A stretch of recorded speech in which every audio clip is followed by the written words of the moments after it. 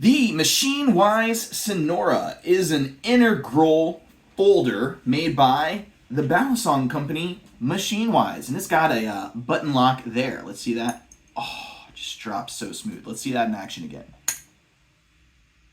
Do you hear that? So, this thing retails, let's get the sticky work out of the way, retails for $650. Does that make sense? I don't know, for that sound? Pretty nice.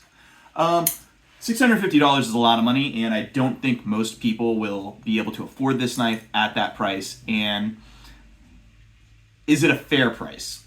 I think it is priced accurately when you take into consideration that MachineWise makes Balisongs that cost $650. You know, actually this one probably goes for like, I don't know, $550. I think that's how much the Slift goes for. Look at that guy. You know, when you are talking about quality knives like these, yeah, it's taking a lot more work than just your typical, I don't know, mass-produced axis lock folder or whatever. This isn't an axis lock because it's not Benchmade. This is the Kershaw Bel Air. But as you can see, they're about similarly sized, and you would think, oh, why aren't they similarly priced? Well, this is one piece of titanium, the bottom here. It's one piece of titanium.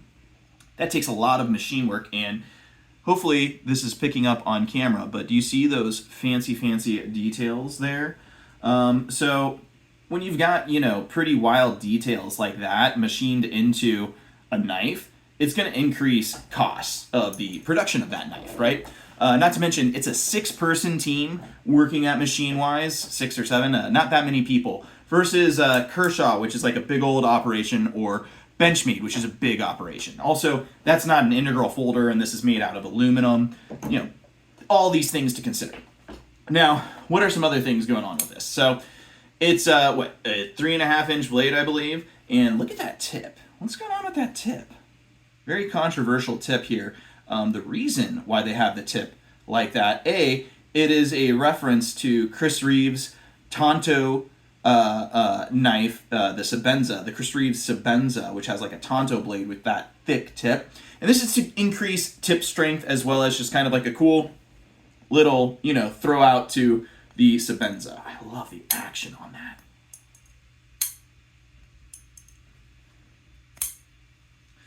It's super buttery smooth. It came with some different cool things. Let's check out the box that it came in. First off, this thing alone is collectible. This cookie box that it came with, that unscrews, comes with this really cool info card on it. And I got the smiley face, so that tells me Dalen totally QC'd mine.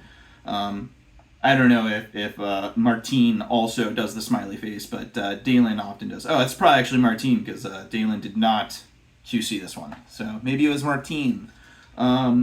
Garrett, NRB, not a real boy, he also QC'd these from the looks of it. So anyways, it's at 63 HRC for any of you knife steel dorks that get into that stuff. That pretty much means that this was heat treated to a really great point where it's going to have awesome edge retention and hardness. So you're not going to have to sharpen it as often. And from what I understand, the edge retention that you get just from jumping from 62 to 63 to 64 HRC, that jump from beyond 62 HRC increases the edge retention by like another 100 cuts or whatever. Because we all know that everyone buying these is probably using it as a hard use folder. Speaking of it being a hard use folder, people were worried about it being a button lock. People who like care about knives, not just like Balisong freaks like us. They were worried about the button lock having a good stability on the spine whack, and Dalen had commented in I think it was Dalen's Reddit thread, in those Reddit threads, that they had designed this specifically in mind with the spine whack test, and that the pin should crumble before it, like, you know, snaps and like breaks your finger off. So, you know, from a standpoint of, is this going to be okay to survive a spine whack test? Yes, it should be okay. Now, what else comes in this cool little cookie packaging? We've got a nice little knife to meet you card. Maybe you guys can read that, and it just gives some details about the knife. And then on the other side, it has some more details where it says what the edge angles are set to and more. So really cool stuff, and I love seeing this in here. I hope they start including that with their Balisongs because it's just a nice little, info about MachineWise. And again, back to the price of this, $650. Why did I buy it? Well, I knew it was going to be a quality product from a small team. And ultimately, it's kind of like a piece of art, to get kind of nerdy. And it was one of the first production runs. So I just think it's really cool. And I do have some complaints about it. And it's not just it being $650. I think, it's understandable that it's $650 when you've got this guy that's $700, right? So it's hard to say, what's the comparison difference? If you're going to pay this much for the Balisong, the folder, is probably going to be about as much because it's from the same team. It's made from really high quality materials, and ultimately they came to the cost determination because of the amount of work that has to be put into it. They got to pay their employees, they got to afford the materials, and they've got to afford the machine downtime that they're not making the Balisongs. Which, if you didn't know, right now they are only selling the Serifs in the custom shop. And that's not going to be forever. They're going to be switching it back up, as far as I understand. They're doing the pre-orders on the Sonora right now, so they can do a shop expansion. So by purchasing one of the Sonoras, you are helping invest into MachineWise, and hopefully they'll expand and be able to have more employees, more Balisongs to get into people's hands. Because that would be really cool, wouldn't it?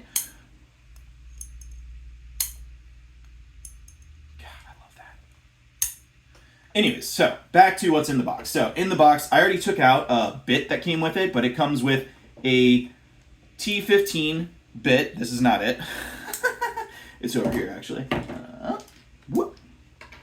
So it actually comes with this T15 bit that comes in there, because this is really the only hardware that's on it, is that T15. That's the only hardware that you have to access to take it apart. And then there's also the button. So minimal hardware on this is really cool. And then there's also this coin, which come out like that, and it says, "This was your bolster." So you get this cool challenge coin that they included with it out of the additional brass that they had left over from the bolsters. So I think that's a fun little touch, and love that it was included in the package. You also get a sample of the Carbon Honey Creamsicle. If you didn't know, they are doing a little collab with Carbon Honey where they have their creamsicle flavoring of oil. So essentially, just like their Balisongs, this is running on a bushing system in there, and you got to oil those bushings to keep it nice and lubed. I actually used Carbon Honey Thick on it, and I gotta say, it made the action on this so much smoother. When I first got this, and this is one of my complaints, it is a flipper only. I actually do like thumb studs a little bit more, so sue me. I think it's just more fun with the thumb stud. That being said, not a devastating thing to just have the flipper tab there. When I first got it, that flipper tab was kind of, I really had to put some effort into it, and sometimes it would get jammed up, and I'd have to push the button a couple times, and then I could do it. Since adding the Carbon Honey Thick, clean that right up, and the action on it, look at that swing, it's just so buttery smooth. So since adding the Carbon Honey Thick, I haven't had that problem, so I think the thick is the way to go with this. But to each their own. If you only want to use the thin, then just use the thin. I think the thick worked great. Another complaint that I have with it, so other than it being the flipper, I do wish there was a thumb stud, but not that big of a deal. And honestly, the lack of thumb stud means less hardware that they have to put into it, which is good. My other complaint, the pocket clip. So first off, pocket clip is reversible, which is great. So you can remove it and reverse it. But with the removal of it, it leaves a big detent. And I think it would be really nice to be able to remove the pocket clip and have it just be pocket clip less. But I'll show you what happens when you take the pocket clip out. And the reason why I wanted to go without the pocket clip is it's a little sharp right there. Not huge, not a huge deal. And honestly, it slides right into and out of your pockets great. I often wear gym shorts I haven't found it being too big of a problem getting into or out of my gym shorts, which is really, really nice for a person like me who only wears gym shorts. So let's go ahead and take this pocket clip out, and I'll show you what I mean. So, and it would be cool if they came out with something like a lanyard loop or something for you to do, like aftermarket. I'm sure they will not do that because to have to like create that would be annoying. But yeah, so this guy, it comes out, but you really wouldn't want to carry it without the pocket clip because you've got this big gap here, and it's not super sharp, but you definitely would feel that more than you would want if you didn't have the clip in there.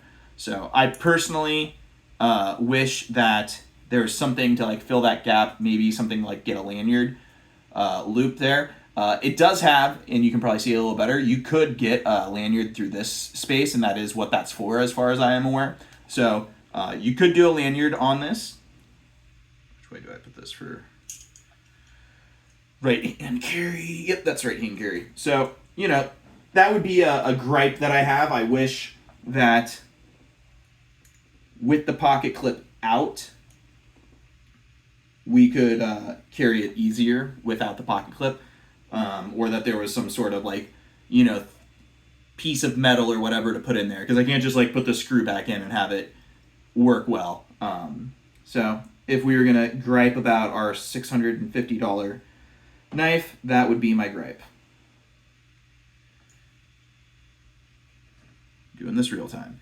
Cool, so we got that tightened back on there. Oh, that's the only other screw on this as well, is the screw for the pocket clip.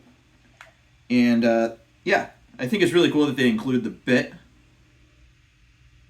for you to, you know, disassemble it if you need to. So let's look at this blade compared to the other blades in MachineWise's lineup. We've got their Tonto blade, and you can see the detail in the machining kind of got similar accents there. So that's their Tonto blade. This one's typically associated with their Opus, which these are the serif handles. The Opus handles have holes in them. So that's their Tonto blade. You can see, you know, much difference. Thickness in the spine's pretty similar though. Then we've got their drop point. And this one is the serif blade, actually, so associated with those other handles. And these handles are the slift handles. You can see, you know, spines are pretty similar. The main difference is the blade length on these. And this is magnacut, if I didn't make that clear already. So, drop point there. And then finally, this is their Bowie style. So, in case anyone is unfamiliar with the MachineWise lineup. So, you know, spines are all pretty similar. I think the biggest difference is this really carries that thickness all the way to the tip. Cool. So that's my quick little overview of the Sonora. The reason why it makes sense to buy one of these is if you want to help support MachineWise, or if you're just a general collector of knives. I think it's a very high quality knife. It feels really premium in the hand. Some critiques that I've heard are this space could be a little smaller so that you could choke up a little bit more on that blade. And I think that makes sense, you know, from a lot of circumstances. It is pretty big gap there. It would be nicer to be able to get closer to that blade for a little bit more control. They might be able to, you know, do a slope and future versions. I like the accent that the brass bolster gives it. But yeah, there's you know, not a whole lot of complaints from folks on this about this knife, and ultimately it's super fidgety. Love the sound on it.